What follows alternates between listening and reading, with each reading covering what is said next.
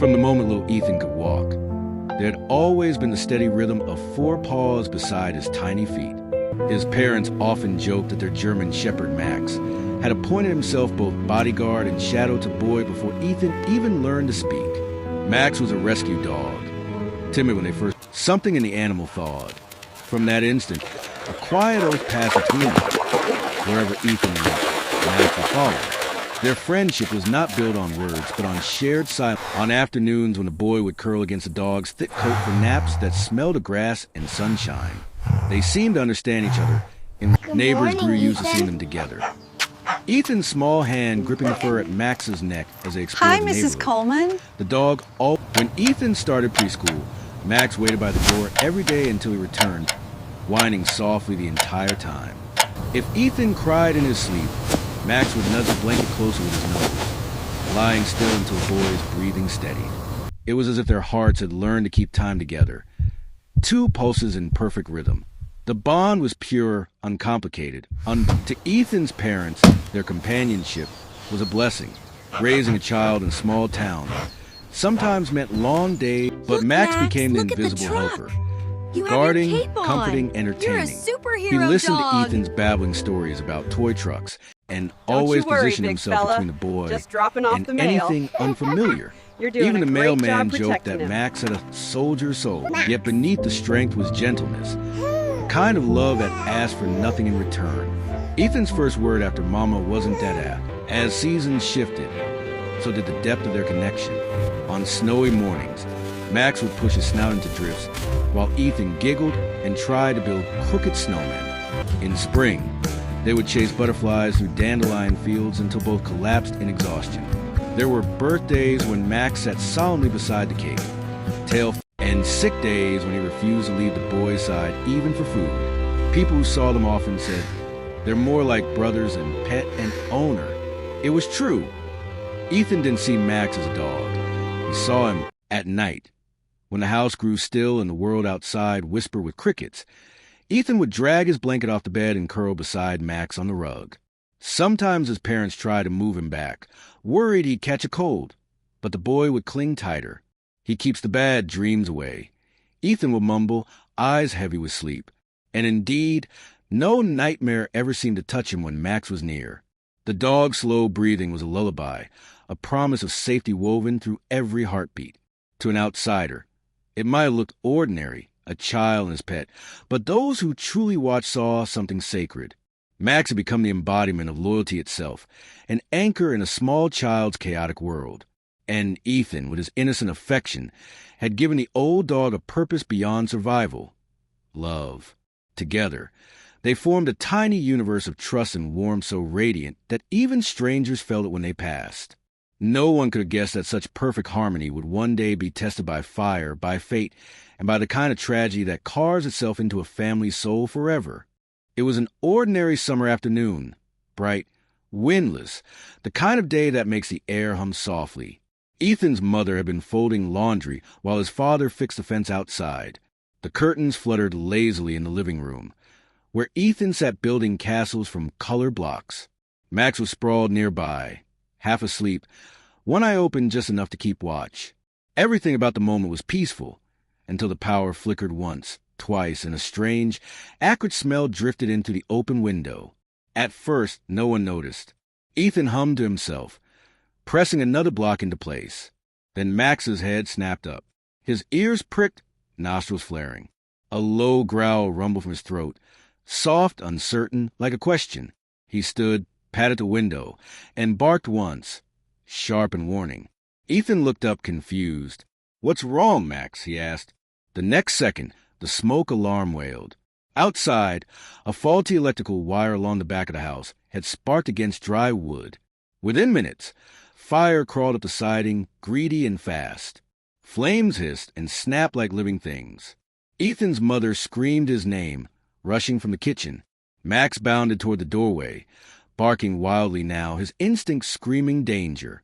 But when Ethan saw his mother vanish behind a cloud of smoke, he froze, clutching one of his toy trucks. The world suddenly blurred into heat and panic.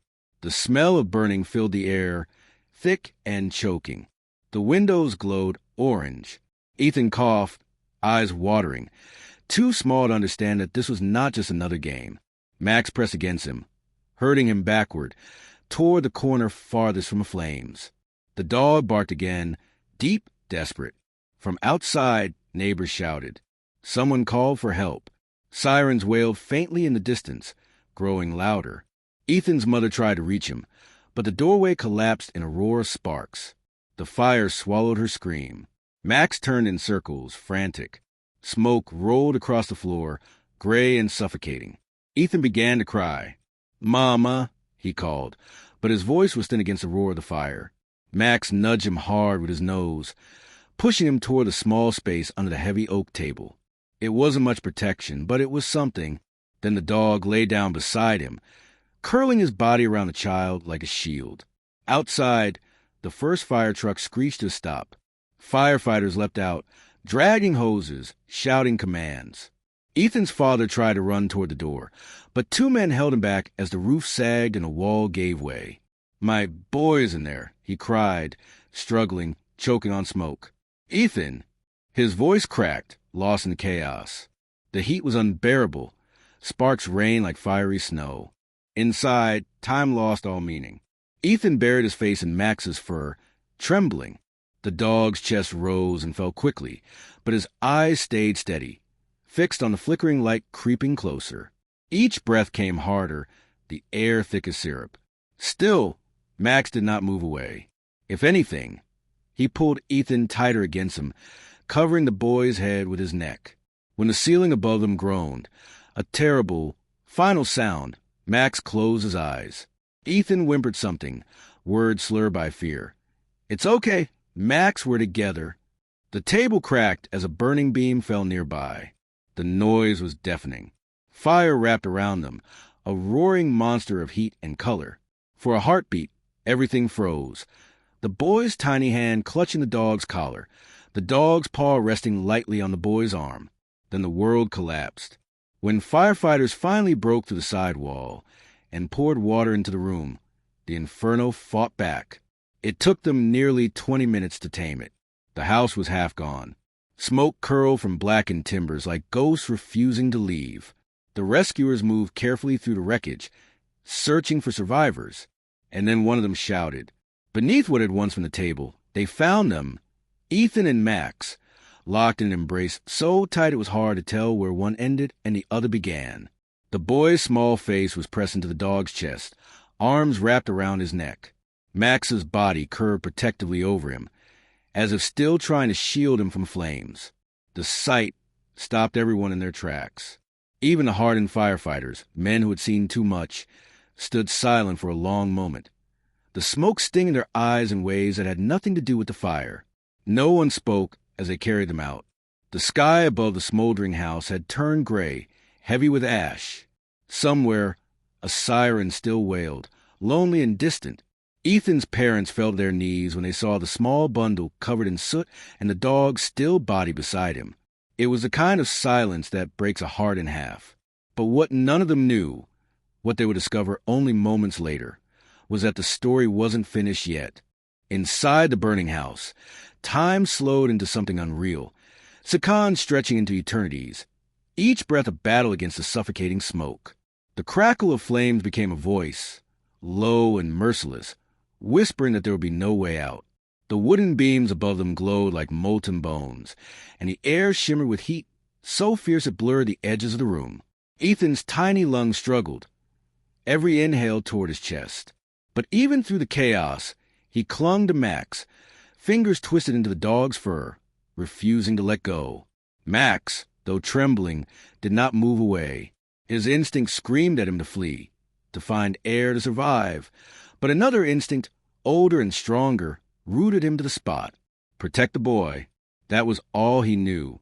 He pressed closer, lowering his head so that Ethan could hide beneath his chin. Each breath Max took was a struggle, his sides heaving, but his body remained a wall of warmth between the child and the inferno. Ethan's tears mixed with soot, carving pale streaks down his cheeks. "It's okay, Max," he whispered, voice trembling. "We'll be okay." The words were almost a lullaby, the fragile hope of a child who still believed that love could outmatch fire. Max whined softly, as if agreeing. The flames roared louder, creeping along the walls, consuming everything. Curtains, toys, memories. The light turned crimson, and the air hummed with heat, so thick it felt alive.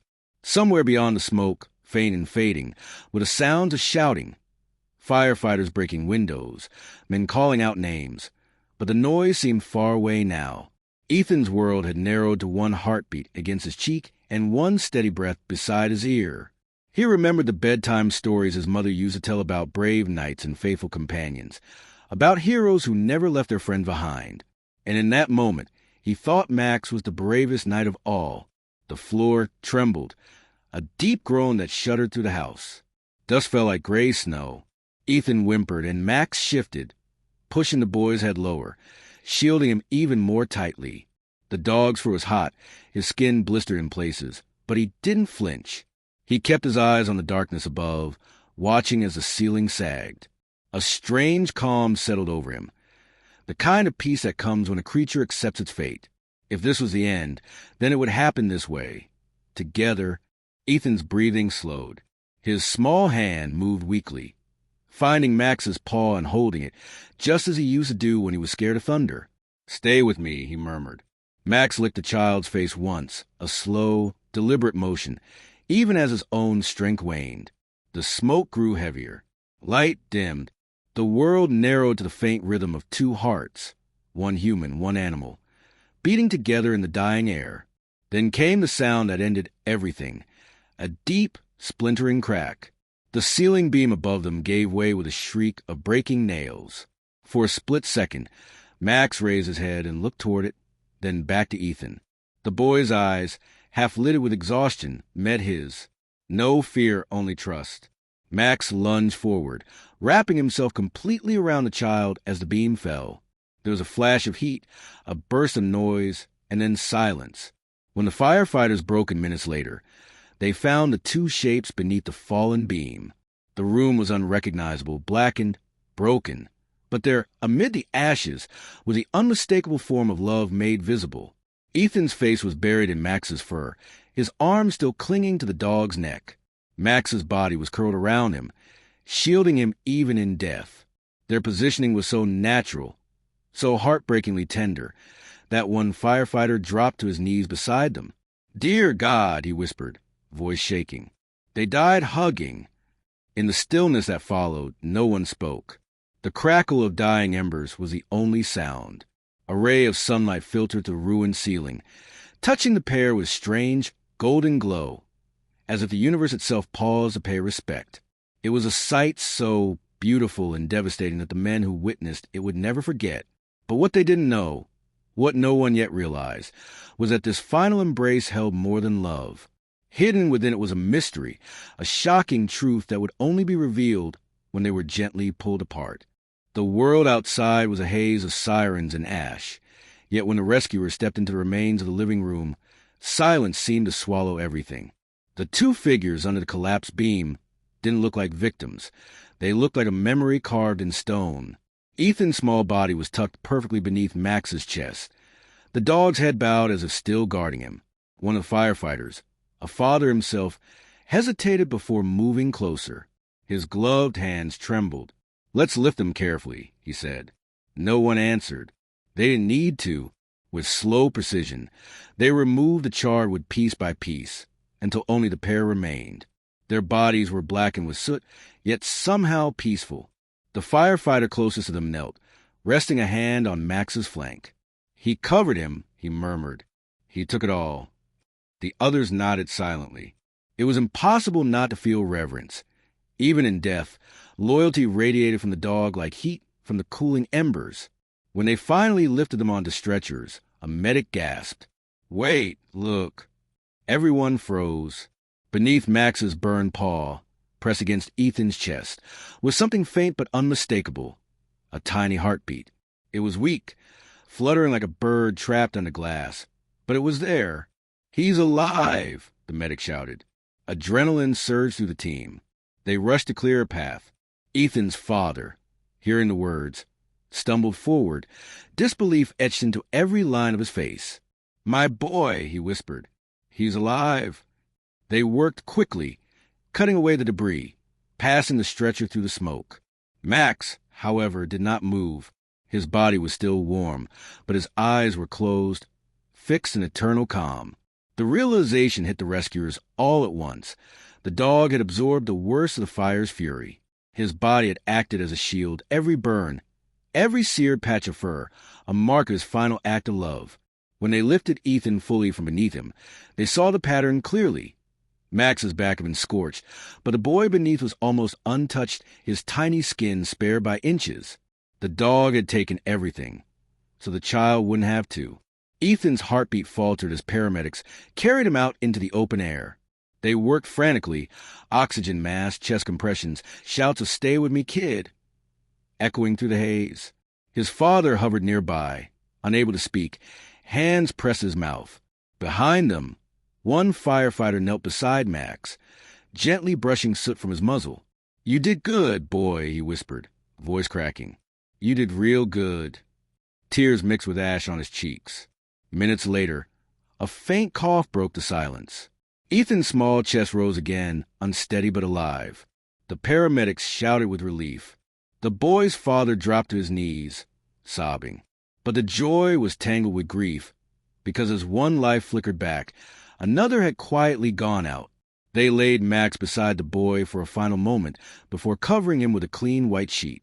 Someone placed Ethan's tiny hand on the dog's paw, and the boy's fingers instinctively curled, even unconscious. It was as if his body still knew the shape of love. When the firefighters later recounted the scene, every man described it the same way. They had found not tragedy, but devotion made visible. The shocking thing wasn't that the child had survived. It was how. The position of the burns, the curve of Max's body, even the way his paws had dug into the floor told the story with heartbreaking clarity. He had chosen his place, covered the boy, and refused to move even as the flames closed in. Every second he held his ground was another second Ethan could breathe. Max's life had ended the instant his duty was done. As the ambulance sped away, the smoke began to thin. The firefighters stood in silence, watching the sky turn from black to gray. They were seasoned men, hardened by years of loss, yet none could speak without his voice shaking. One of them broke the quiet at last. "That dog! He knew exactly what he was doing," he said softly. "He didn't just protect him, he gave him life." Another nodded.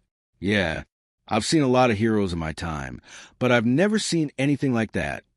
By the time Ethan reached the hospital, word of what happened had already spread. Reporters would later call it a miracle, but for those who'd been there, it was something deeper, proof that love, in its purest form, doesn't burn, doesn't break, doesn't surrender. In that small, devastated house, amid ash and ruin, they had witnessed something divine, the moment loyalty transcended life itself. At the hospital, the smell of smoke still clung to Ethan's hair and clothes. Nurses rushed him into the emergency room while his parents waited in a blur of fear and disbelief. Machines beeped. Doctors shouted quick orders. And for hours, no one was sure whether the little boy would make it. He had burns on his hands, minor smoke inhalation, but miraculously, no severe internal injuries. "It's almost impossible," one doctor whispered to another. He was in a fully engulfed room. He shouldn't have survived. But he had. And when they examined him closely, they began to understand why. When the firefighters had carried Ethan out, they had noticed strange markings along his skin, patterns of ash and fur. Now, under the sterile hospital light, those patterns told a story more incredible than anyone expected. Across Ethan's ribs were faint, dark lines, shapes that mirrored the curve of Max's body. Every burn seemed to stop exactly where the dog's fur had covered him, as though Max's very form had drawn an invisible barrier between the boy and the fire. The doctors took photos, shaking their heads. "It's like the dog absorbed it all," one murmured. "Every degree of heat, every flame." Ethan's parents sat by his bedside, holding his small hand. He was unconscious, his chest rising and falling weakly under the weight of machines, but he was alive. His mother cried softly, repeating Max's name over and over.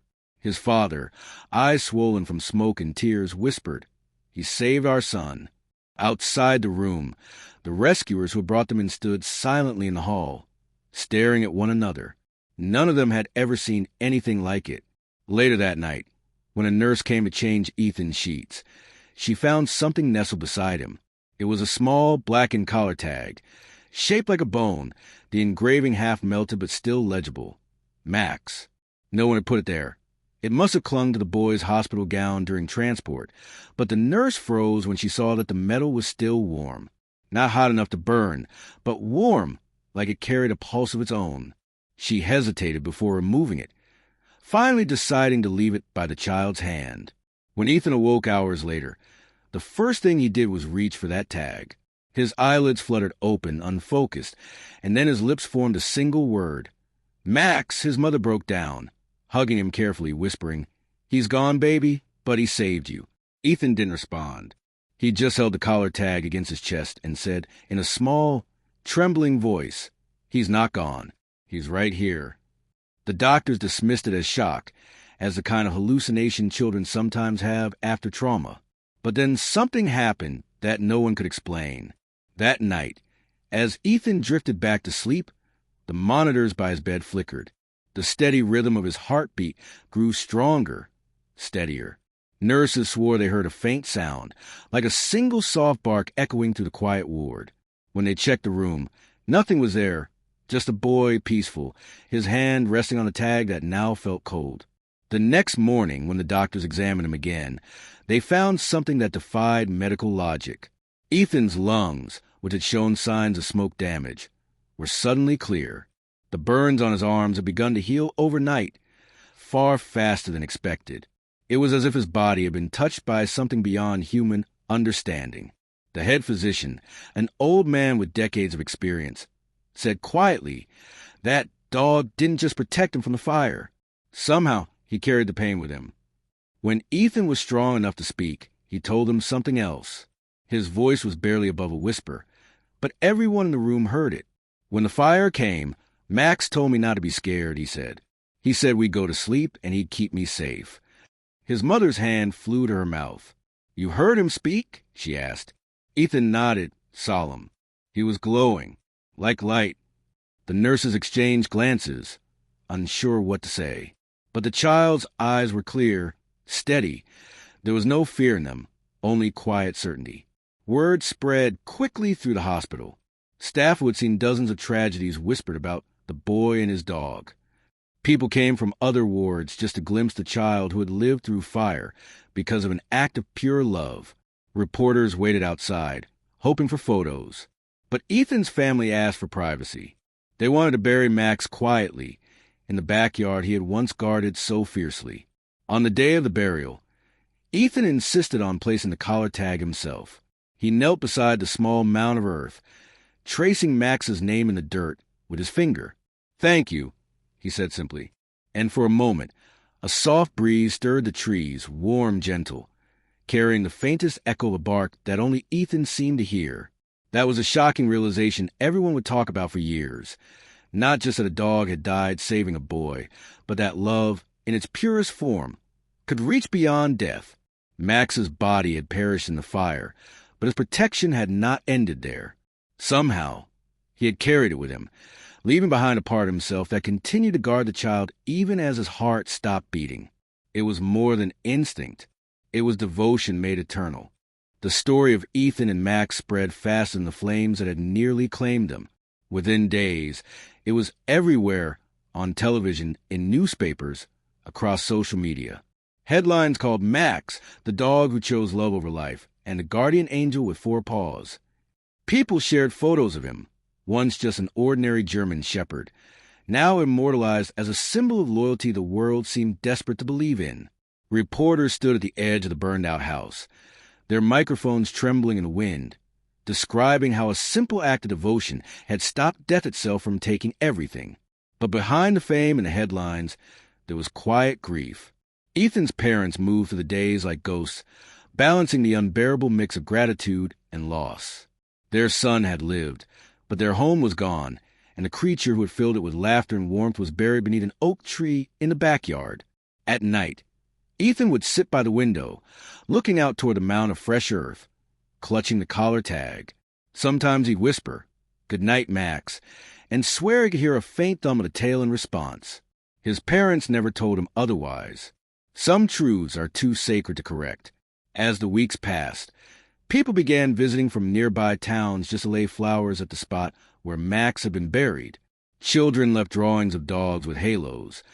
Adults came to stand in silence, whispering prayers. The local paper called it a shrine of love. The fire department placed a small plaque there, engraved with words that made even the toughest men's eyes sting. He gave everything he had, so a child could have another sunrise. The firefighters who had pulled Ethan from the ruins were changed too. They'd seen countless tragedies, burning homes, lost lives, but something about that day had pierced through the armor they wore to survive their work. One of them, a veteran with 20 years of service, adopted a rescue dog the next week and named him Max. It just felt right, he said, like keeping a promise. Another firefighter started volunteering to train service dogs for trauma victims. Each man carried a piece of that day with him, a reminder that heroism doesn't always wear a uniform. In town, the tragedy transformed into a lesson in kindness. Schools used Ethan and Max's story to teach children about empathy and courage. A local artist painted a mural downtown, a depiction of a child and a dog embracing in a swirl of fire and light, titled Until the End. People would pause in front of it, holding their children's hands, eyes soft with tears. That dog saved more than one life, an old woman said one day. He reminded all of us what love is supposed to mean. Ethan, meanwhile, recovered faster than the doctor predicted. He still had nightmares, sometimes waking in the middle of the night calling for Max, but they grew less frequent as time went on. When he did dream, he often said the same thing to his mother the next morning.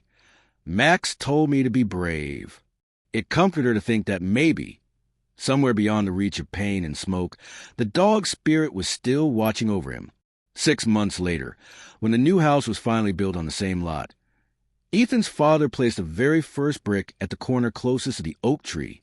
"He's part of this house now," he said quietly. They designed a small window facing the tree, so Ethan could see Max's resting place every day. The boy would often sit there with his coloring books, drawing pictures of him and Max running through meadows or chasing butterflies, always together, always smiling. The world didn't forget either. Animal shelters received donations in Max's name. Adoption rates soared as people were moved by his story. A national TV station aired a short documentary about the event, closing with Ethan's faint voice saying, "He didn't let me be alone." Viewers from across the country sent letters, some with money, some with simple words. "Thank you, Max." And yet, for all the attention, the heart of the story remained intimate. It was not about fame or miracles or the spectacle of tragedy. It was about the quiet truth that one life, no matter how small or humble, can change countless others simply by loving without limit. Ethan's parents understood that better than anyone. On the night of Max's one-year memorial, they stood beneath the oak tree, candles flickering in their hands, and whispered the same words their son had spoken the day of the burial. "Thank you." A soft wind stirred the leaves overhead. For just an instant, they both swore they heard the faint sound of paws rustling through grass and a single bark fading into the night, like an answer carried on the breeze. Whether it was real or imagined didn't matter. What mattered was the peace that followed, deep and quiet, the kind that comes only when love has done everything it was ever meant to do. Grief is a strange thing. It doesn't move in straight lines, and it doesn't obey time. For Ethan's parents, it came in waves. One moment gentle and wistful, the next crashing with unbearable force. In the early weeks after the fire, silence haunted the house. There were no soft footsteps on the floorboards, no playful barking echoing through the hall. Even the air felt heavier, as if the world itself were holding its breath. Ethan's laughter, once bright and constant, became rare, like sunlight breaking through clouds only for a moment before fading again. His mother tried to fill the emptiness with routines, laundry, dishes, rebuilding, but everywhere she looked, Max's presence lingered. His leash still hung by the door. His food bowl, blackened by smoke, sat untouched on the porch. She couldn't bring herself to throw it away. Sometimes at night, she would wake to the sound of her son whispering. She'd tiptoe into his room and find him kneeling by the window, eyes fixed on the oak tree outside. "He's there, Mommy," Ethan would say softly. "He says it's okay to be sad."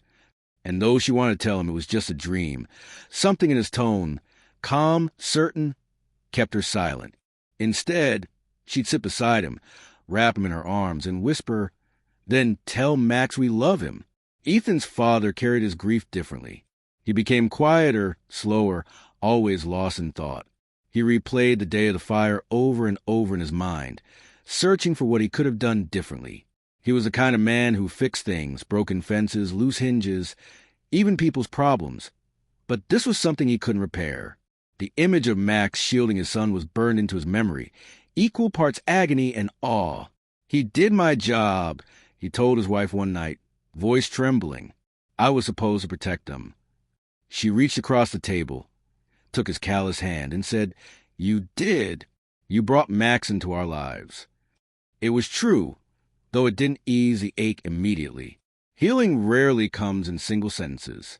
As months passed, the family learned to live alongside their pain instead of trying to outrun it.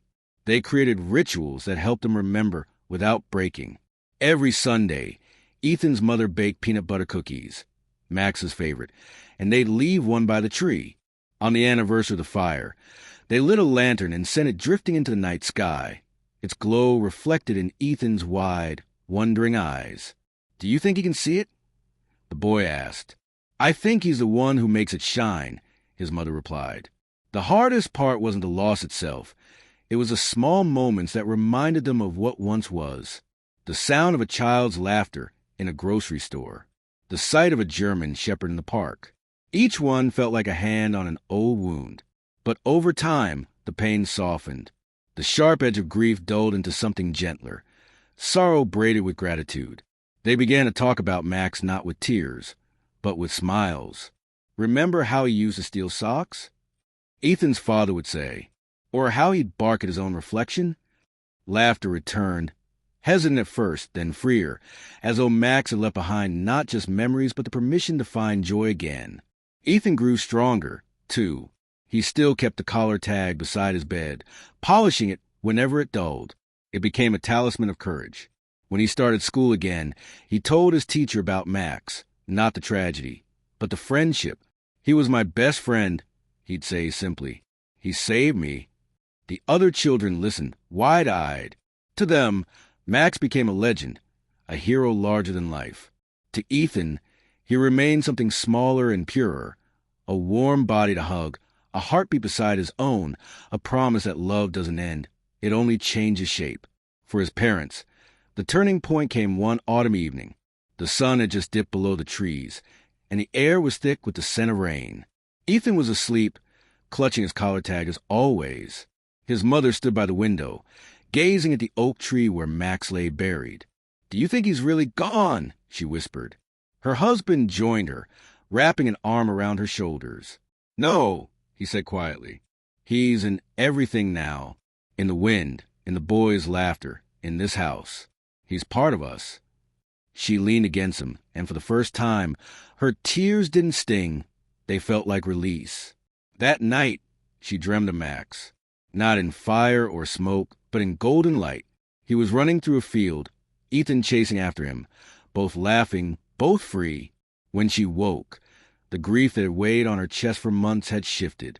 It wasn't gone, but it had transformed. It was no longer just pain. It was love that had found a new home in memory. From then on, whenever sorrow crept in, they would visit the oak tree, sit beneath its spreading branches, and let the quiet speak for them. Sometimes a wind would stir, soft and rhythmic, and they would feel it. An unseen presence, a familiar warmth, the faint brush of loyalty that never really left. In those moments, the pain and peace became one, and they understood. Max had not only saved their son, he had saved them too. Years passed, but the story of Max and Ethan never faded. It became a living legend that outgrew the small town where it began. What had started as a tragedy transformed into a symbol of unconditional love that reached people in ways no sermon or speech ever could. The oak tree in their backyard, once a marker of grief, turned into a sacred place. Visitors came from across the country. some bringing their children, others bringing flowers, collars, or small tokens from their own pets who had passed. A brass plaque at its base read, "Here rests Max, the dog who taught the world what love means." Ethan grew up under the shade of that tree, his childhood shaped by the quiet power of remembrance. By the time he was a teenager, he no longer dreamed of the fire, but of running through fields with Max. Fields that glowed with sunlight, untouched by fear or pain. He began volunteering at the local animal shelter, saying he wanted to help dogs like Max find homes. "Every one of them has love to give," he told the shelter manager. "They just need someone to see it." He had inherited Max's heart, the instinct to protect, to comfort, to give more than he took. The media, which had once sensationalized the event, moved on to other stories, but Max's legacy lived in smaller, quieter ways. A foundation was created in his name, the Max Foundation for Rescue and Compassion, dedicated to saving abandoned animals and funding therapy dogs for children who had survived trauma. Every year, the foundation sponsors an award for act of unconditional loyalty, honoring people and animals who embodied the same selflessness Max had shown. Ethan and his parents attended the ceremonies each spring, their hearts swelling with pride as they saw strangers carrying forward the spirit of the dog who had once simply wanted to love a little boy. Even science took an interest. Veterinarians and behavioral experts studied Max's case, calling it a pure manifestation of the canine-human bond. One researcher wrote, "When love becomes purpose, instinct transcends biology." But for Ethan and his parents, it was simpler than that. Max hadn't acted out of science or instinct. He had acted out of love, and that was explanation enough. By the time Ethan turned 18, the collar tag had become smooth from years of being held. He wore it on a thin chain around his neck, hidden under his shirt. On the morning of his high school graduation, he stood before the oak tree, sunlight streaming through the leaves. "You made this possible," he said softly. "Every step I take is because you stayed." A gentle breeze rustled the branches above him, and though he knew it was just the wind, part of him believed Max was listening. He went on to study veterinary medicine, inspired by the creature who had once given him life. During his first lecture, when asked why he had chosen this path, he answered, "Because love saved me. I want to spend my life giving it back." The classroom fell silent, the kind of silence that comes when truth hits deeper than words. His professor nodded, eyes glistening, and said, "Then you've already learned what most of us never do." As years turned into decades, the story of Max and Ethan became something passed down, told in classrooms, whispered at bedtime, printed in children's books with watercolor illustrations of a boy and his faithful dog. It wasn't just a story about tragedy anymore. It was a parable about devotion, courage, an invisible thread that binds hearts across species, and even across life and death. Parents told it to teach their children kindness. Teachers shared it to remind their students that love, when real, doesn't end. It transforms. Ethan's parents grew old under the same oak tree. Every evening, they'd sit on the porch watching the sunset spill gold across the grass. Sometimes, they swore they could still see a shadow darting through the yard, a shape they knew by heart. "He's still guarding the boy," Ethan's father would say with a smile. "Only now he guards us all." When they passed, their ashes were buried beside Max's resting place. The family reunited in the soil that had once seen both fire and forgiveness. On the night of Ethan's wedding, long after the guests had gone home, he walked out alone to that same tree. The air was warm, the stars bright. He laid his hand on the plaque and whispered, "Thank you for never leaving me." Somewhere deep in the branches, a soft rustling answered, a rhythm he hadn't heard in years. It was the sound of a tail thumping against the earth. He smiled, tears slipping down his face, not from sadness but from the fullness of knowing that love, once given so purely, never dies. And so the legend endured, of a child and his dog who faced the fire together, who proved that loyalty could outlast life itself. People still tell the story, sometimes with tears, sometimes with awe, but always with hope, because in a world often cruel and fleeting, Max and Ethan remain eternal. A reminder that even in our darkest moments, love can burn brighter than any flame, and that sometimes the bravest hearts beat on four legs.